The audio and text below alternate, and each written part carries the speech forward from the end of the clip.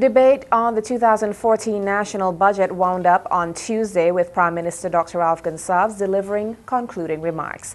In his wind-up, the Prime Minister touched on a range of issues, including the ongoing national recovery effort, the international airport at Argyle, and the banana industry. The Prime Minister noted that there has been some improvement in the banana industry and farmers will receive financial support this year. The 2014 appropriation bill was passed by Parliament in the absence of members of the opposition who had left the Assembly chamber at the start of the Prime Minister's wind-up. Chief Education Officer Luann Gilchrist is appealing to teachers and principals to approach the business of education with compassion during the current times.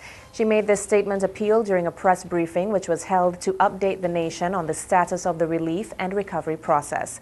Ms. Gilchrist said while the Ministry of Education is providing special assistance to children who were impacted by the December 2013 trough system, teachers and principals need to ensure that they monitor these students thoroughly. She said teaching and learning must continue, and she is appealing to teachers and principals to ensure that the proper conditions are in place to assist the children in their learning. Ms. Gilchrist said many organizations have also stepped forward to assist, focusing specifically on the nation's children.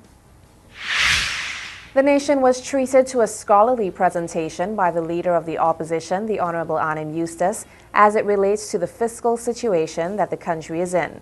This is according to the Honorable Parliamentary Representative for North Leeward, Mr. Roland Patel Matthews, speaking on the New Times program yesterday. Mr. Matthews also stated that it is apparent that the members of the ruling Unity Labour Party have lost all faith in the Prime Minister, as none of them rose to defend their respective ministries and, on a whole, the budget presented by the Prime Minister. He further noted that the budget is a very serious exercise and should be treated and prepared as such. But as far as he observed, the budget that was delivered lacked substance. Meanwhile, expressing no surprise that the government ministers obviously felt there was nothing they could support in the budget this year, and that's according to Vice President of the NDP, the Honourable St. Clair Leacock. He wondered whether the ULP forgot that they were the ones proposing the budget. Leacock said it appeared that they hoped the opposition would propose their budget and they would defend it. He added that the government ministers cannot speak in Parliament, and even during the estimates debate, many of them do not. Leacock further said that they will not help to cover up their incapacity, as these are serious times and the people deserve serious representation. Executive Director of NEMO, Howie Prince, said the country is still in a state of disaster. He made this statement during a press briefing which was held to update the nation on the status of the relief and recovery process.